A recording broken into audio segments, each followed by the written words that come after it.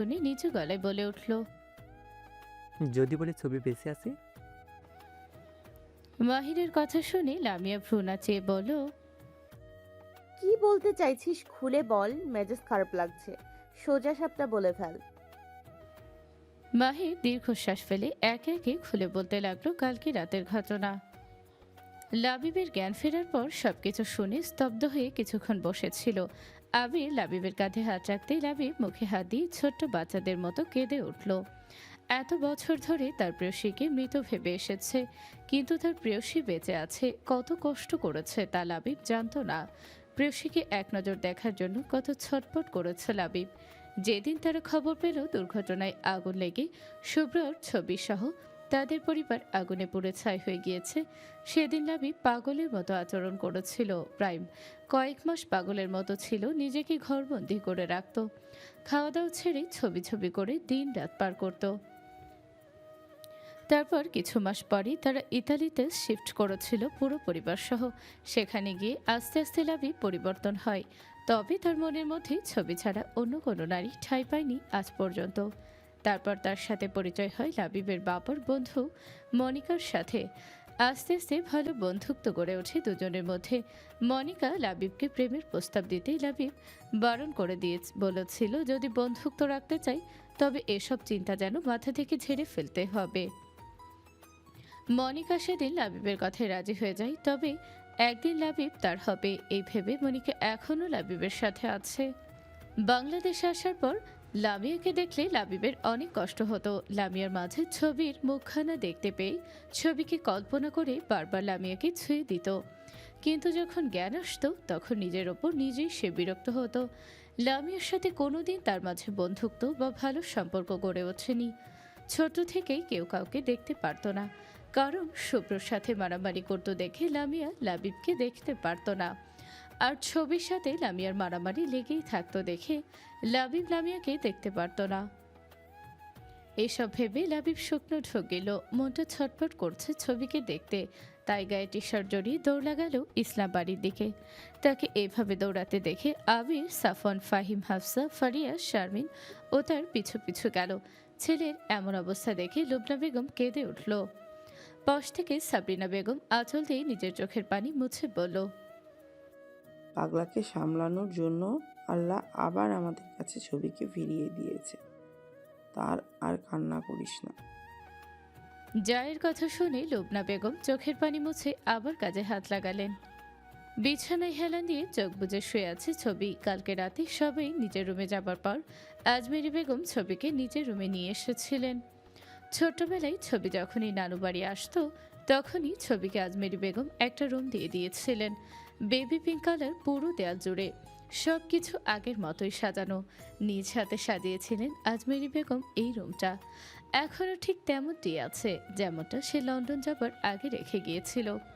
আর থাকবে নাই বা কেন, আজমেরি বেগম প্রতিদিন নিজেই এই রুম পরিষ্কার করে রেখে যান। নানুমার এমন পাগলামি দেখে ছবি হালকা হাসলো। হঠাৎ দরজা ঠেলে কেউ হুড়মুড় করে ভেতরে প্রবেশ করতেই ছবি চোখ খুলে সামনে তাকাতেই দেখল লাবিবকে। এলোমেলো চুল, চোখ মুখে অস্থিরতার ছাপ। আগের চেয়ে বেশ সুন্দর হয়েছে তা ভেবে মনে মনে হাসল ছবি। লাবিবের পিছন পিছন দৌড়ে আসলো ইসলাম আর খান বাড়ির ছেলেমেয়েরা। লাবিব এখনো ওইভাবেই দাঁড়িয়ে আছে দেখে তারা চুপচাপ দাঁড়িয়ে আছে। লাবিব যেন বিশ্বাস হচ্ছে না তার সামনে ছবি বসে আছে। এলোমেলো পায়ে লাবিব ছবির কাছে এসে কাঁপা কাঁপা হাতে ছবির গালে হাত রাখতেই ছবি সরে গেল। তা দেখে লাবিব বেশ অবাক হলো। লাবিব কিছু বলার আগে দৌড়ে লামিয়া এসে উপস্থিত হলো, তার পিছন পিছন তাইব, তাইবা, মাহির সবাই লামিয়ার দিকে তাকালো। ছবি লাবিবের থেকে চোখ সরিয়ে লামিয়ার চোখে চোখ রাখলো। লামিয়া অবিশ্বাস্য চোখে তাকিয়ে আছে ছবির দিকে। এ মেয়ে সত্যি ছবি? যদি ছবি বেঁচে থাকে তাহলে শুভ্র ও ভাই কি বেঁচে আছে? লামিয়া নিজেকে শান্ত করলো, কারোর সামনে অস্থির হওয়া যাবে না। লামিয়া ধীর পায়ে এগিয়ে আসলো ছবির সামনে। ছবি লামিয়া দুজন দুজনের চোখের দিকে তাকিয়ে আছে। লামিয়া ভালো মতো ছবির দিকে তাকিয়ে দেখলো ছবির চোখ হাসছে। লামিয়া ছবির পায়ে থেকে মাথা পর্যন্ত তাকালো। ছবির পরনে তার স্যালুট স্যুট। লামিয়া একবার বাঁকা হেসে উঠল। সবাই চুপচাপ হয়ে বসে আছে তাদের দিকে তাকিয়ে। লামিয়ার ছবিকে দেখে মনে হচ্ছে তৃতীয় বিশ্বযুদ্ধ হতে পারে। আর বেশি সময় নেই তৃতীয় বিশ্বযুদ্ধ হতে। প্রচণ্ড ঝড় আসার আগে আবহাওয়া যেমন ঠান্ডা থাকে তেমন ঠান্ডা লাগছে রুমের চারপাশে। কারোর মুখে কোনো কথা নেই। মাহি লামিয়াকে সব বলেও শুভ্রের কথাটা চেপে গেছে, কারণ শুভ্র তাদের বারণ করে দিয়েছিল অনেক আগেই। লামিয়ার ছবি একজন আরেকজনের দিকে শুধু তাকিয়ে আছে, আর সবাই তাদের দিকে তাকিয়ে এভাবে কেটে গেল কয়েক মিনিট। রুম জুড়ে পিন পতন নীরবতা, কারোর মুখে কোনো কথা নেই। রুমের মধ্যে জড়ো হয়ে বসে আছে খানু ইসলাম বাড়ির ছেলে মেয়েরা। লামিয়া সে কখন থেকে ঠোঁট কামড়ে হাসছে সামনে বসে থাকা ছবিকে দেখে। লাবিব লামিয়ার দিকে বেশ বিরক্ত হয়ে তাকালো। শুভ্র সবে রুমে এসে লামিয়ার পাশে এসে বসলো। লামিয়াকে এমন হাসতে দেখে সে বেশ শীতল দৃষ্টিতে তাকালো লামিয়ার দিকে। বেশ স্নিগ্ধ লাগছে তার শ্যামবর্ণের রমণীকে। ভেজা চুলগুলো থেকে টুপটুপ করে পানি ঝরছে। এই মেয়েকে এ নিয়ে দ্বিতীয়বার ভেজা চুলে দেখল সে। এই মেয়েকে ভেজা চুলে দেখলে তার কেমন মাথার মাথা লাগে, ইচ্ছে করে ছুঁয়ে দিতে ভেবেই হালকা হাসলো শুভ্র। প্রায় ৩১ মিনিট ধরে লামিয়া বসে বসে হাসছে দেখে ছবি একবার শুভ্রের দিকে তাকিয়ে দেখল শুভ্র লামিয়ার দিকে তাকিয়ে আছে। তাই সে হালকা হেসে লামিয়াকে উদ্দেশ্য বলল, ও এখনো বেঁচে আছিস তাহলে? আমি তো ভেবেছিলাম তাকে না পেয়ে এতদিনে মরে গিয়েছিস। ছবির এমন কথাই তার দিকে ঘুরে তাকালো লামিয়া। ঠোঁট কামড়ে বাঁকা হেসে কপালের সামনে থাকা চুলগুলো কানের পিছনে গুজে হাসি মুখে জবাব দিল, খাঁটি গরুর দুধ চায়ের সাথে পাইনাপল বিস্কুট খেয়ে এখনো মরি নাই, আর তুই ভাবছিস তাকে না পেয়ে মরে গিয়েছি? ছ্যা, শালার কি চিন্তা ভাবনা তোর। লামিয়ার কথাই শুভ্র আবার হাসলো। ছবির সামনে যে সে মচকাবে না তা সে ভালো করে জানে। এবার লামিয়া ছবির দিকে তাকিয়ে বেশ গম্ভীর কণ্ঠে বলল, তুই কিভাবে বেঁচে গেলি? ছবি হালকা হেসে বলল, ভাগ্যক্রমে বেঁচে ফিরেছি সেদিন। কেন, আমাকে দেখে কি তুই খুশি না? এতগুলো বছর পর আমাকে দেখে অন্তত আমার গলায় ঝুলে পড়ার কথা। লামিয়া হালকা হেসে বলল, তোর গলায় ঝুলবো আমি? মাথা খারাপ নাকি আমার যে তোর গলায় ঝুলতে যাব? তুই আমার কপি করা জিনিস ভুলে গিয়েছিস? কপি করা জিনিস আমার পছন্দ নয়। আর তুই কিনা ভাবছিস আমি তোর গলায় ঝুলে পড়বো? হাহ। লামিয়ার কথায় ছবি হো হো করে হেসে উঠল। সিরিয়াসলি লামিয়া, আমি তোর কপি নাকি তুই আমার কপি? মনে কর তো, আমি কিন্তু তোর একদিনের বড়, তাই তুই আমার কপি। ছবির এমন কথাই লামিয়া কিছু বলল না, চুপ করে কিছুক্ষণ রইল। শুভ্র লামিয়ার দিকে তাকিয়ে আছে। লাবি বেশ বিরক্ত হয়ে তাকিয়ে আছে লামিয়ার ওপর। শুভ্র ভাই কোথায়? বেশ কাঁপা কাঁপা কণ্ঠে বলে উঠল লামিয়া। লামিয়ার দিকে তাকিয়ে হালকা হাসলো ছবি, তারপর হাই তুলে বলল, মরে গিয়েছে সেই আগুনে। কেন, তুই খুশি না? কিন্তু তোর তো খুশি হবার কথা, তাই না? ছবির এমন কথাই হঠাৎ লামিয়া রেগে উঠল। চোখ বন্ধ করে রাগ কন্ট্রোল করার চেষ্টা করলো। তা দেখে ছবি বাঁকা হেসে আগুনে ঘি ঢালার মতো কথা বলে উঠল, জানিস, আজ এই বেঁচে থাকলে হয়তো আমাদের বিয়ে হয়ে যেত। শুভ্র ভাই আমাকে বলেছিল সে বড় হয়ে গেলে আমাকে বিয়ে করবে।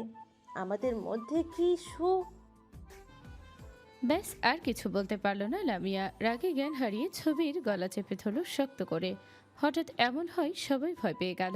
হামিদা দ্রুত লামিয়াকে সরিয়ে আনতে চাইলে ও পারল না। লামিয়ার আগে কাঁপতে কাঁপতে বলে উঠল, কয়জন লাগে তোর? হ্যাঁ, প্রথমে লাবিব, তারপর শুভ্র, কয়জন লাগে?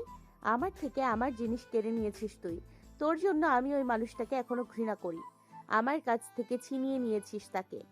তার মৃত্যুর আগেও আমি তার সাথে কথা বলতে পারিনি, শুধুমাত্র তোর জন্য। ছবি, তুই আমার সব কেড়ে নিয়েছিস। আমার জীবন থেকে আমার ভালোবাসার মানুষ, আমার জীবনের রং আনন্দ সব ছিনিয়েছিস। সব ছিনিয়ে নিয়ে বলছিস আমার খুশি হবার কথা? আমার খুশি, আমার সব কিছু নিয়ে নিয়েছিস তুই। কোনো দিনও ক্ষমা করব না আমি তোকে, আর না ওই অশুভ্র পুরুষটাকে। আমাকে ভালোবাসা শিখিয়ে তোর ছলনাতে পড়ে আমাকে তার কাছ থেকে দূরে ঠেলে দিয়েছিল, শুধুমাত্র তোর জন্য আমাকে সরিয়ে দিয়েছে। মাফ করব না আমি তোদের কাউকে, ঘৃণা করি আমি তোদের। শুভ্র এক দৃষ্টিতে তাকিয়ে আছে লামিয়ার দিকে। লামিয়ার চোখে পানি চিকচিক করছে, ভাঙা গলায় কথাগুলো বলছে। লামিয়া তাকে ঘৃণা করে শুনি শুভ্রের বুকটা মোচড় দিয়ে উঠল। তার ভেতর দুমড়ে মুচড়ে যাচ্ছে তার রমণীর চোখের পানি। আর এমন কথাই এক ধ্যানে তাকিয়ে আছে লামিয়ার দিকে। লাবিব এতক্ষণ সব কথা শুনে ভীষণ রেগে গিয়েছে লামিয়ার ওপর। তার ওপর ছবির গলা চেপে ধরায় লাবিবের আরও রাগ উঠছে। হামিদাও লামিয়াকে সরাতে পারছে না দেখে লাবিব লামিয়ার হাত শক্ত করে ধরে সরিয়ে আনলো ছবির থেকে। ছবি ছাড়া পেয়ে কেসে উঠে লামিয়ার দিকে তাকিয়ে বাঁকা হাসলো। লামিয়া রেগে আবার তেড়ে যেতে লাবিব রেগে লামিয়ার হাতে শক্ত করে হাতে ধরে জোরে থাপ্পড় বসিয়ে দিল লামিয়ার গালে। গালে জোরে থাপ্পড় পড়তেই সঙ্গে সঙ্গে লামিয়ার শ্যামবর্ণ গাল নীল হয়ে উঠল। লাবিবের এমন কাজে সবাই অবাক দৃষ্টিতে তাকালো। এদিকে শুভ্র ভীষণ রেগে গিয়েছে। লামিয়ার গাল নীল হতে দেখে মুহূর্তেই শুভ্রের দুচোখ রক্তিম হয়ে উঠল, হাত দুটো মুষ্টিবদ্ধ করল। লামিয়া ছলছল চোখে লাবিবের দিকে তাকিয়ে হালকা হেসে বলে উঠল, আজকে সে থাকলে হয়তো আমার গায়ে হাত তোলার সাহস পেতেন না লাবিব ভাই। বলেই সবার দিকে তাকিয়ে দ্রুত পায়ে নিজের রুমে চলে গেল। লাবিব অসহায় চোখে তাকিয়ে আছে লামিয়ার যাওয়ার দিকে। সে লামিয়াকে আঘাত করতে চায়নি, কিন্তু রাগ কন্ট্রোল করতে পারেনি সে। লামিয়া যেতেই শুভ্র আচমকা লাবিবের মুখে ঘুষি মারতেই লাবিব পিছিয়ে গেল। নাক দিয়ে রক্ত বের হচ্ছে তার। শুভ্র লাবিবের কলার ধরে আরও একটা ঘুষি মারতেই লাবিব শুভ্রের নাকে ঘুষি মেরে বসল।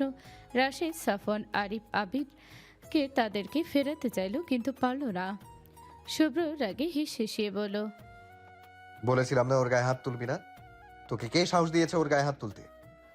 লাবিব নাকের রক্ত মুছে নিয়ে বলল, লাবিবকে কারোর সাহস দিতে হয় না, ভুল করলে শাস্তি পেতে হবে। লামিয়া ভুল কিছু করেনি, ভুল ছবি করেছে, আর সেই শুরু থেকে করে আসছে, এখনো করছে। শাস্তি দিতে হলে তোরটাকে দে। আমার জিনিসের উপর আবার হাত বাড়ালে খোদার কসম লাবিব, আমার চেয়ে খারাপ কেউ হবে না। ও তোর জিনিস, এত অধিকার? তা কষ্ট দিয়েছিলি কেন? তোর দেওয়া কষ্টে যখন ছটফট করতো গলা কাটা মুরগির মতো, তখন কোথায় ছিল ওর উপর তোর অধিকার? তোর দেওয়া কষ্টে একটা নরম স্বভাবের মেয়ে যখন পাথরে পরিণত হতে লাগলো, তখন কোথায় ছিলি? কষ্ট দেওয়ার সময় মনে ছিল না? আরে ভাই, তুই নিজেই তোর মন ক্ষত বিক্ষত করে দিয়েছিস, আর এখন আসছিস আমাকে বলতে? হাসি পেল তোর কথা শুনে। লাবিবের কথাই শুভ্র শক্ত চোখে শক্ত গলায় বলল, ক্ষত বিক্ষত আমি করিনি। ছবিকে জিজ্ঞেস কর। আমাদের মাঝে যত ভুল বোঝাবুঝি, যত ঝামেলা, যত দূরত্ব লামিয়ার মধ্যে, আমার জন্য ঘৃণা, সবকিছু সৃষ্টি করেছে ছবি। বলেই বেরিয়ে গেল শুভ্র। সবাই চুপচাপ দাঁড়িয়ে আছে। কি থেকে কি হয়ে গেল? ছবি ডোন্ট কেয়ার ভাব নিয়ে বসে আছে। তাকে দেখে মনে হচ্ছে এসবে তার কোনো আগ্রহ নেই। লাবিব ছবির দিকে তাকালো, তার ভীষণ রাগ লাগছে। শুভ্র যা বলছে তা ভুল বলেনি। শুভ্র যেদিন এ বাড়িতে পা দিয়েছিল সে সেই দিনই জেনেছে আবরারই শুভ্র। শুভ্র বেঁচে আছে, তবে শুভ্র বলেনি ছবি বেঁচে আছে। লাবিব অনেকবার ছবির কথা জিজ্ঞেস করেছিল, কিন্তু শুভ্র বলেছে মারা গিয়েছে। ছবিকে কল্পনা করে লাবিব যতবার লামিয়াকে ছুঁয়েছে ততবারই শুভ্রর সাথে লাবিবের মারামারি হয়েছে। লাবিব রেগে গটগট পায়ে চলে গেল রুম থেকে। সবাই তা দেখে উচ্চস্বরে হেসে উঠল। বহু বছর পর ছোটবেলার কাহিনী দেখে তাদের ভেতর শান্তি লাগছে। চারজনের একজনও এখনো পাল্টায়নি, সেই আগের মতোই আছে। ছবি আজকে ইচ্ছে করে লামিয়াকে রাগিয়ে দিতে এসব বলেছে, সবাই জানে। সবাই ছবির দিকে তাকাতেই ছবি হেসে বলল, আগের চেয়ে বেশি শক্তিশালী হয়ে গিয়েছে। কি এমন খায় যে এত শক্তি? আমারও তা খেতে হবে। ছবির কথা শুনে আরও একবার হেসে উঠল সবাই। রাত প্রায় 1টার কাছাকাছি। চারপাশে রাতের অন্ধকারে ঢেকে আছে। হালকা শীতল বাতাস বইছে চারদিকে। খোলা আকাশের নিচে ছাদের ফ্লোরে বসে আছে লামিয়া। অগোছালো এলোমেলো চুলগুলো আজ আর যত্ন করে কালো ফিতে দিয়ে বাঁধে নিশে। মাথা তুলে আকাশের দিকে তাকিয়ে আছে, চোখ থেকে গড়িয়ে পড়ছে নোনা জল। ঘাড় ঘুরিয়ে পাশ থেকে কাপা কাপা হাতে বাদামি রঙের উকুলেলেটা তুলে নিয়ে কোলে রেখে উকুলেলেটার উপর হাত বোলালো, চোখের পানি মুছে হালকা হাসলো। সচরাচর এই উকুলেলে লামিয়ার হাতে কখনোই দেখা যায় না, কিন্তু যখনই তার ভীষণ কষ্ট হয় বা মানুষের কথায় আঘাত পায় তখনই সে তার প্রিয় উকুলেলেটা নিয়ে রাতের আধারে খোলা আকাশের নিচে এসে বসে। কখনো লামিয়া গান ভালোবাসতো কিনা তা তার জানা নেই, তবে কোনো কালেই তার গানের প্রতি আগ্রহ ছিল না। তবে ছোট থেকে গানের গলা বেশ দারুণ ছিল তার। মাঝে মাঝে রবীন্দ্রসঙ্গীত গুনগুন করে গাইতো, কিন্তু গানের প্রতি পুরো ঝোঁক ছিল শুভ্রের। ভেবেই হালকা হাসলো লামিয়া। উকুলেলেটা বুকের সাথে চেপে ফ্লোরে শুয়ে চোখ বন্ধ করে ডুব দিল অতীতে। শুভ্রা মা, মা, মা কোথায় তুমি? চিৎকার করে বলতে বলতে বাড়িতে প্রবেশ করলো ছোট্ট লামিয়া। লামিয়ার এমন চিৎকার শুনে শুভ্রা বেগম রান্নাঘর থেকে দৌড়ে বেরিয়ে এলো। লামিয়া শুভ্রা বেগমকে দেখে দৌড়ে কোমর পেঁচিয়ে ছোটল তীরে উল্টে কেঁদে উঠল। শুভ্রা বেগম লামিয়াকে দ্রুত কোলে তুলে নিতেই লামিয়া আরও জোরে কেঁদে উঠল। শুভ্রা বেগম বুঝতে পারল না এমন কান্নার মানে কি, তাই কোলে তুলে মাথায় হাত বুলিয়ে উঠল। কি হয়েছে আমার আম্মাজান, কান্না করছে কেন? লামিয়া কান্না গলায় ঠোঁট উল্টে কেঁদে বলল। শুভ্রা বেগম ভ্রু কুচকে বলল, কেন মেরেছে? লামিয়া শুভ্রা বেগমের গলা থেকে মুখ তুলে বলল, আমি শুভ্র ভাইয়ের রুমে যে ওই কুলকুলে ধরেছিলাম দেখে আমাকে মেরেছে আর বলেছে আমি জানি তার রুমে না যাই। শুভ্রা বেগম সবই বুঝলো, কিন্তু উকুলেলেটা কি তাই বুঝতে পারল না। তাই লামিয়াকে কোলে নিয়ে কপট রাগ দেখে এগিয়ে গেল শুভ্রের রুমে। শুভ্রা নিজের বিছানা বেশ বিরক্ত নিয়ে ছাড়ছিল, তবে মায়ের কণ্ঠ শুনে ঘাড় ঘুরিয়ে তাকিয়ে দেখল তার মা, আর তার মায়ের কোলে বসে ভয়ার্ত দৃষ্টিতে তার দিকেই তাকিয়ে আছে লামিয়া। শুভ্রা বেশ শীতল দৃষ্টিতে তাকালো তার মায়ের দিকে। শুভ্রা বেগম মিছি রাগ দেখিয়ে বলল, তুমি আমার মেয়েকে মেরেছো কেন? শুভ্র তার মায়ের কথা শুনে ছোট্ট করে বলল, মারের কাজ করেছে তাই মেরেছি। ছেলের কথা শুনে শুভ্রা বেগম বলল, কোনটা মারের কাজ করেছে দেখাও আমাকে। মায়ের কথা শুনে শুভ্র আগের মতোই বলে উঠল, ও এক গাদা ময়লা নিয়ে আমার বিছানায় উঠে আমার উকুলেলে নিয়েছে, তার উপর উকুলেলে তার ছিঁড়ে ফেলেছে তাই। না শুভ্রা মা, আমি কুলকুলের তার ছিঁড়িনি। বলেই অসহায় চোখে তাকালো লামিয়া। শুভ্রা বেগম এবার বুঝলো কুলকুলে কি। ছোট হয় লামিয়া উকুলেলে বলতে না পারায় কুলকুলে বলছে দেখে শুভ্রা বেগম হেসে উঠল। তারপর হাসি আটকে রেখে শুভ্রার দিকে আবার মিছি রাগ দেখিয়ে বলল, বেশ করেছে, তার ছেড়েছে। যদি আবার দেখি আমার মেয়েকে মারতে, তাহলে আমার মেয়েকে তোমার কাছে বিয়ে দেবো না, বলে দিলাম। নিজের মায়ের এমন কথা শুনে শুভ্রা ভ্রু কুচকালো। হঠাৎ কিছু পোড়া পোড়া গন্ধ নাকে আসতেই শুভ্রা লামিয়াকে কোল থেকে নামিয়ে দৌড়ে রান্নাঘরে গেল। সে যে তরকারি চুলে বসে এসেছে তা ভুলে গিয়েছে। শুভ্রা লামিয়াকে নামিয়ে দৌড়ে রুম থেকে বের হতেই শুভ্র লামিয়ার হাত টেনে ধরল। লামিয়া ভয় পেয়ে চিৎকার করতেই শুভ্র লামিয়ার দিকে ভ্রু কুচকে বলল, যদি চিৎকার করিস তাহলে কোনোদিনও তোর সাথে আমি কথা বলবো না। শুভ্রর এমন কথাই লামিয়া চিৎকার করল না, তবে ভয় কেঁদে উঠল। আমি আর শুভ্রা মাকে বিচার দিব না শুভ্র ভাই। শুভ্র দীর্ঘশ্বাস ফেলে লামিয়াকে কোলে তুলে নিল। পাশ থেকে মলম নিয়ে লামিয়াকে কোলে তুলে গালে মলম মালিশ করতে লাগলো। থাপ্পড়ের কারণে গালটা নীল হয়ে গিয়েছে। সবসময় লামিয়া কোনো না কোনো ভুল করেই শুভ্রের হাতে মার খাবে। কিছুক্ষণ পর শুভ্রই সেই আঘাতে মলম মালিশ করে দিবে। এটা যেন তাদের নিত্যদিনের কাহিনী হয়ে দাঁড়িয়েছে। লামিয়া যদি শুভ্রর বিছানা নষ্ট করে ফেলে বা উকুলেলেটাই যদি ভেঙে ফেলতো, তবুও শুভ্র লামিয়াকে কিচ্ছু বলতো না। কিন্তু উকুলেলেটা সেই উপরে রাখা ছিল। লামিয়া সেটা আনার জন্য বিছানার ওপর টি টেবিলটে তুলে সেটার ওপর উঠে উকুলেলেটা নিয়েছে। যদি পড়ে যেয়ে ব্যথা পেত তখন ভে ভে করে কান্না করে চোখ মুখ ফুলিয়ে ব্যাং করে রাখত। আর এই মেয়ের কান্না যে শুভ্রের ভালো লাগে না। এই মেয়ে একটু ব্যথা পেলে মনে হয় শুভ্রের জান বের হয়ে যাবে, কিন্তু কখনো প্রকাশ করেনি তা। এই মেয়ের মধ্যে কি আছে শুভ্র জানে না, তবে এতটুকুই জানে এই মেয়ে তার জীবনে না থাকলে তার বাঁচা অসম্ভব হয়ে পড়বে। শুভ্র মলম মালিশ করে লামিয়ার দিকে তাকালো। কেমন ভীত চোখে তাকিয়ে আছে শুভ্রর দিকে।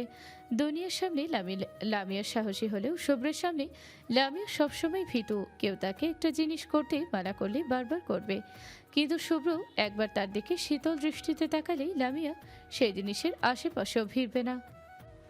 লামিয়া শুভ্রের কোল থেকে নামতে চাইলে শুভ্র নামতে না দিয়ে লামিয়াকে কোলে তুলে দাঁড়িয়ে শুভ্রর বেলকনিতে নিয়ে দোলনায়